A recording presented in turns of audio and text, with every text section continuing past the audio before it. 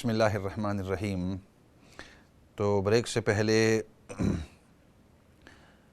عرض کر رہا تھا مسجد النبوی کی جو اہم کام اس کے اندر ہوا کرتے تھے، اور من جملہ اس میں یہ عرض کیا تھا کہ بعض اوقات نبی پاک صلی اللہ علیہ وسلم کسی قیدی کو اس کے اندر باندھ دیتے تھے، اور اس دوران سیدنا ثمامہ رضی اللہ تعالیٰ عنہ، ثمامہ بن اثال ان کا پورا نام ہے، ان کا واقعہ عرض کر رہا تھا، اور یہ بات عرض کی تھی کہ یمن کے راستے کے اندر الیمامہ ایک علاقہ ہے، تو اس علاقے کے یہ سردار تھے، he was the chief and the leader of the tribe, اور یہ عمرے پر جا رہے تھے۔ تو نبی پاک صلی اللہ علیہ وسلم کی جو صحابہ ہیں انہوں نے ان کو پکڑ لیا اور لے کر آئے نبی پاک صلی اللہ علیہ وسلم کے پاس۔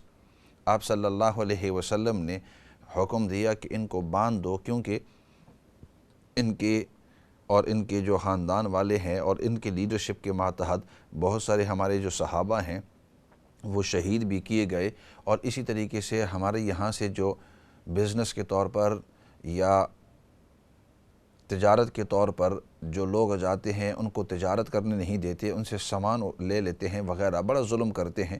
تو اس لیے اب چونکہ اس کو پکڑ لیا ہے، اب دیکھتے ہیں ان کے ساتھ کیا ماجرا کرنا چاہیے۔ تو نبی پاک صلی اللہ علیہ وسلم کے حکم سے اب وہ ادھر باندھ دیے گئے۔ تو نبی پاک صلی اللہ علیہ وسلم ان کے پاس آئے اور فرمایا کہ ما لک یا ثمامہ، ثمامہ بتلاؤ کہ تمہارا کیا ماجرا ہے۔ ثمامہ what do you think about yourself in this situation؟ تو ثمامہ نے فرمایا کہ ان تقتل ذا دم، اگر تم مجھے قتل کرنا چاہتے ہو تو تمہارا حق ہے، کیونکہ تمہارے بہت سارے لوگ ہماری وجہ سے شہید ہوئے ہیں۔ تو ایک خونی آدمی، ذا دم، ایک خونی آدمی کو تم قتل کرتے ہو۔ وَإِن تُرِيدُ الْمَالَ، اگر تم مال چاہتے ہو تو فَسَلْ مَا شِئْتَ، جتنا تم چاہتے ہو تم بتلاؤ تو ہم تمہیں مال دے دیں گے، مجھے آزاد کر دو۔ وَإِن تَعْفُوا، اور اگر تم مجھے معاف کرنا چاہتے ہو، تیسرا فَذَلِكَ الظَّنُّ بِكَ یا محمد، تو مجھے دلی گمان یہ ہے کہ آپ یہ چاہتے ہیں میرے بارے میں۔ تو نبی پاک صلی اللہ علیہ وسلم نے فرمایا کہ اسی حالت کے اندر اس کو چھوڑ دو، یعنی باندھے رکھو، اور آپ صلی اللہ علیہ وسلم چلے گئے۔ لیکن روایات میں آتا ہے کہ آپ صلی اللہ علیہ وسلم اپنے طور پر ان کے لیے دودھ بھیجتے، کھانا پینا تو ہوتا لیکن اپنی اونٹنی مبارک کا سے آپ صلی اللہ علیہ وسلم ان کے لیے دودھ بھیجتے۔ اس زمانے کے اندر دوستی کا اظہار ہوتا تھا، یا کسی کے ساتھ احترام کا، عزت کا اظہار ہوتا، تو نبی پاک صلی اللہ علیہ وسلم ان کے لیے۔ دوسرے دن نبی پاک صلی اللہ علیہ وسلم پھر ان کے پاس آئے۔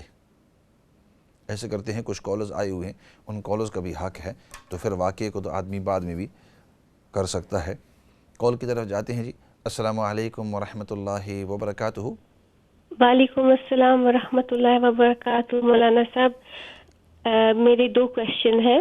جی فائن۔ ایک پہلا تو یہ ہے کہ تدبر القرآن کا کیا مطلب ہے، اس کی تھوڑی سی وضاحت کر دیجئے۔ ٹھیک ہے۔ اور دوسرا یہ کہ ایک اسکالر سے سنا تھا کہ جو قرآن شریف ہم پڑھتے ہیں اور پھر جو عربی پڑھتے ہیں، پھر اس کے معنی پڑھتے ہیں، اور جو ہمیں سمجھ آتا ہے اس کے معنی سے، کہتے ہیں یہ جو ہے قرآن شریف جو ہے یہ ایک اوشن کی طرح ہے، سمندر کی طرح ہے، لیکن ہمارا یہ پڑھنا اور یہ معنی سمجھنا یہ بالکل ایسا ہے جیسے ہم سمندر کے اوپر ہم یہ دیکھ رہے ہیں۔ کہتے آپ جتنا اندر جاؤ گے تو اور چیزیں آپ لوگوں پر ظاہر ہوں گی، اور چیزیں ظاہر ہوں گی آپ لوگوں پہ۔ تو میرا یہ سوال ہے کہ ایک عام آدمی کو بھی یہ جو ہے یہ بات مل سکتی ہے کہ وہ اس کو وہ جو اندر کی بات کرتے ہیں کہ جتنا آپ اندر جاؤ گے آپ پر اور چیزوں کی جو ہے اور چیزیں ظاہر ہوں گی، تو ایک عام آدمی بھی یہ یہاں تک پہنچ سکتا ہے؟ اگر پہنچ سکتا ہے تو کیسے، کیا کرنا چاہیے؟ کہ ہمیں جو ہے صرف سپرفیشل نہیں دیکھنا, ہمیں اندر جانا ہے, لیکن اب کیسے جانا ہے یہ نہیں معلوم, تو تھوڑی سی وضاحت کیجیے پلیز. ٹھیک انشاءاللہ, اچھا سوال کیا اور کوشش کریں گے کہ اس کے اوپر تھوڑی سی وضاحت کریں. اگلی کال کی طرف جاتے ہیں جی. السلام علیکم ورحمۃ اللہ وبرکاتہ. السلام علیکم. وعلیکم السلام. Can I speak to Maulana sir? I'm speaking beta, you're on air. I'm speaking beta, you're on the air. Maulana Fazl Rahman. It's Fazl Dad, Maulana Fazl Dad. Can I ask a question? Of course you can beta, you're most welcome. You're on the air, I'm listening, and so are thousands of other people. I was thinking that why aren't women allowed to cut their eyebrows? Okay. Why aren't they allowed to pluck their eyebrows? Yes. Good question. Inshallah, keep listening and I will definitely answer that, inshallah. Okay. It's nice to hear youngsters and young children asking questions, because that tells me that we've got a younger audience out there listening as well. So well done, do come along, and if you want to ask questions in English, inshallah, and I will definitely answer in English as well. I will answer in Urdu as well, because the Urdu speaking listeners, they would like to hear it as well, but I will answer it in English as well. So ji, good question, and I will definitely answer it. اگلی کال کی طرف جاتے ہیں جی. Hello, Assalamu alaikum. وعلیکم السلام ورحمۃ اللہ وبرکاتہ. Okay, I'd like to get the answer from you in English, please. ٹھیک ہے, that's fine. You'll understand because of the relevance of the question. That's perfectly fine. There are some members of the community, especially trying to do propaganda that Islam is saying to Muslims that we should be, we're involved in grooming. Mm-hmm. Islam justifies us grooming, especially in the areas of Yorkshire. Everybody's seen it up and down the country in the news. Mm-hmm. So I want, obviously, you to go on the record today and say, what does Islam actually say mm-hmm. about grooming? And according to Islam, what would be the punishment of somebody committing such an offence? Okay. Good question, and inshallah I will try and definitely fit it in today, but if for any reason, because of lack of time, I don't fit it in today, I will definitely speak about it inshallah tomorrow. So I will try my best to fit it in, because there's been quite a number of questions, as you will have noticed even before the break as well. So inshallah, good question, and it's nice that you brought it up. اگلی کال کی طرف جاتے ہیں جی. السلام علیکم ورحمۃ اللہ وبرکاتہ. السلام علیکم. حضرت صاحب طاہر عرض کر رہا ہوں. جی جی بھائی طاہر. بہت خوشی ہوئی آپ کی آواز سن کر. ماشاءاللہ, اللہ تعالیٰ آپ کو لمبی عمر سے اور نیکی کی توفیق عطا کرے. آمین آمین. میں ذرا ٹھیک نہیں تھا, اس لیے فون نہیں کر سکا. اللہ کا شکر ہے, اللہ کی مہربانی ہے ماشاءاللہ. تو میں ایک دعا پڑھتا ہوں, میں آپ سے بھی سنا تھا. بسم اللہ الذی لا یضر مع اسمہ شیء فی الارض ولا فی السماء وهو السمیع العلیم. صحیح صحیح. یہ میں تقریباً رفلی 30 سال سے پڑھ رہا ہوں, جب سے میں نا یہ, تو پھر مجھے نا اس کے بعد بھی پہلے میں بسم اللہ الذی لا یضر پڑھتا تھا, ذواب جی جی ایسے پڑھا. پھر آپ نے, میں نے آپ سے ایک دفعہ سنی, تو پھر میں نے نا اس کو بہت اچھا بہت اچھا ایسے پڑھتا ہوں. مجھے پھر کافی دیر پہلے نا تقریباً 20-22 سال پہلے ہارٹ کی تکلیف ہو گئی تھی جی. تو میں دعا نہیں چھوڑی الحمدللہ, لیکن میرے کو بڑا نقصان نہیں ہوا, اللہ کا لاکھ لاکھ شکر. الحمدللہ الحمدللہ. تھوڑا بتا ہوتا رہتا ہے, لیکن الحمدللہ میں دعا پڑھتا ہوں, اللہ کے فضل سے اللہ کی رحمت رہتی ہے.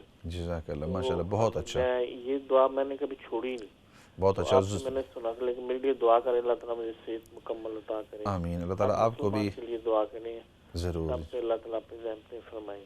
آمین آمین. جزاک اللہ خیر, آپ نے فون کیا, اور کیپ فوننگ ان, اپنی خیر خرید بتلانے کے لیے, سوال پوچھنے کے لیے بھی, اور ویسے بھی جو کامنٹس ہیں آپ دے سکتی ہیں انشاءاللہ. So most welcome, always great to hear from you جی بھائی طاہر. اچھا ایسے کرتے ہیں, وہ واقعہ تو میں عرض کر رہا تھا وہ تو درمیان میں ہی رہ گیا, تو اس واقعے کی طرف جاتا ہوں, کیونکہ لسنرز جو ہیں وہ سوچتے ہیں کہ اصل میں ساتھی کہہ رہے ہیں کہ یہ کال جو ہے کافی دیر سے بھی انتظار کر رہے ہیں, ان کو بھی ذرا لے لیتے ہیں, تو چلو ان کو بھی لے لیتے ہیں. السلام علیکم ورحمۃ اللہ وبرکاتہ.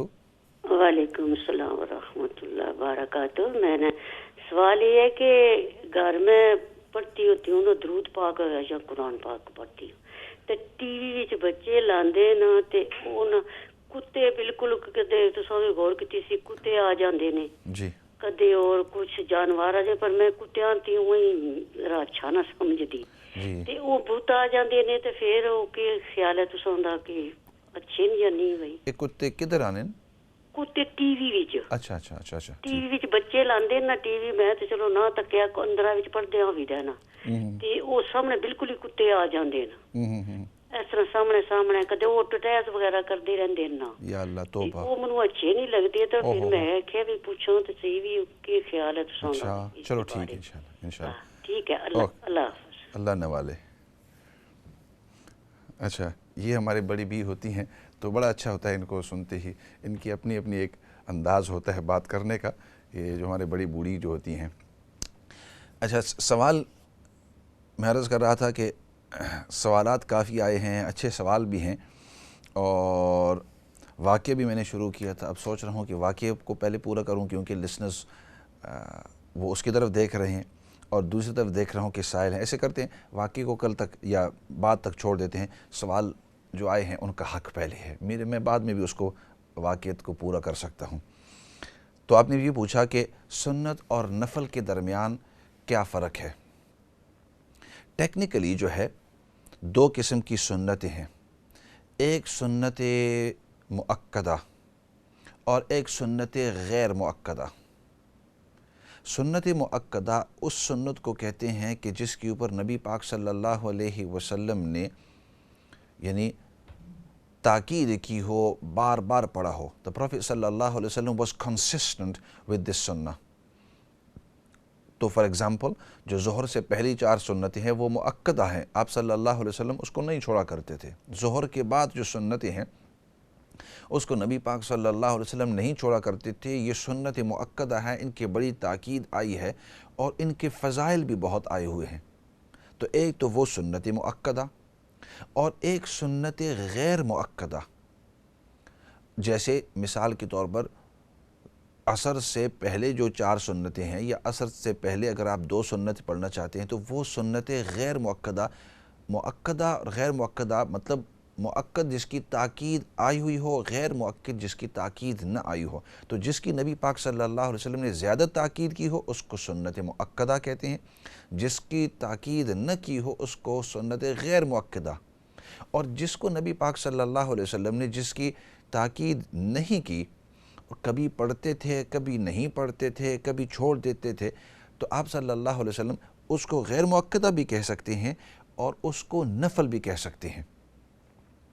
تو جس کی تاکید کی ہو وہ تو سنت مؤکدہ, جس کی تاکید نہ کی ہو اس کو سنت غیر مؤکدہ یا اس کو نفل بھی کہہ سکتے ہیں. تو نفل کا مطلب وہ چیز اگر آپ کریں تو ٹھیک ہے, اگر نہ کریں تو کوئی بات نہیں ہے, تو اس کو نفل کہتے ہیں. تو یہ فرق ہوا سنت اور نفل کے درمیان. یہ تو ایک سوال آپ کا ہوا. دوسرا آپ نے پوچھا کہ سورۃ فاتحہ پڑھتے وقت, سورۃ فاتحہ کے اندر ہے کہ انعمت علیہم, یعنی سورۃ فاتحہ اس طرح ہے الحمدللہ رب العالمین الرحمن الرحیم مالک یوم الدین ایاک نعبد و ایاک نستعین اہدنا الصراط المستقیم صراط الذین انعمت علیہم غیر المغضوب علیہم ولا الضالین آمین.